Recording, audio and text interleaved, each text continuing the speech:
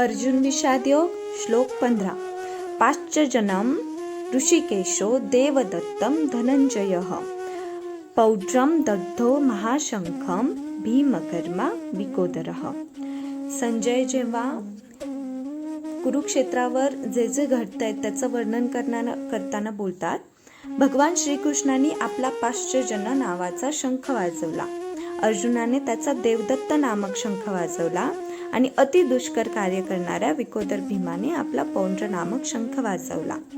भगवान श्रीकृष्ण यांचा या श्लोकामध्ये ऋषिकेश म्हणून उल्लेख करण्यात आला आहे, कारण ते समस्त इंद्रियांचे स्वामी आहेत। जीव त्यांचे अंश आहेत आणि म्हणून जीवांची इंद्रिये सुद्धा त्यांच्या इंद्रियांशी अंशरूपे आहेत। या श्लोकामध्ये अर्जुनाचा उल्लेख धनंजय म्हणून करण्यात आला आहे, कारण विविध प्रकारच्या यज्ञ यागांसाठी त्याच्या थोरल्या भावाला जेव्हा धनसंपत्तीची आवश्यकता होती तेव्हा त्यांनी धन एकत्रित केले। याप्रमाणे भीमाला वृकोदर म्हटले जाते, कारण ज्याप्रमाणे तो हिडिंबासुराच्या वधासाठी अतिशय कठीण कार्य करू शकत होता, त्याचप्रमाणे तो अन्नभक्षणही करीत असे। म्हणून पांडव पक्षातील आरंभी भगवंतांनी वाजवलेल्या आणि नंतर इतर व्यक्तींनी विविध प्रकारच्या शंखाद्वारे उत्पन्न केलेल्या शंखध्वनीमुळे सर्व सैनिक युद्धासाठी उत्सुक झाले।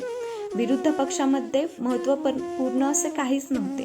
त्या ठिकाणी परम मार्गदर्शक भगवान श्रीकृष्ण नव्हते की लक्ष्मी देवीही नव्हती, म्हणून युद्धामध्ये त्यांची हार निश्चित होती आणि शंखध्वनींनी हाच संदेश घोषित केला। रामकृष्ण हरी।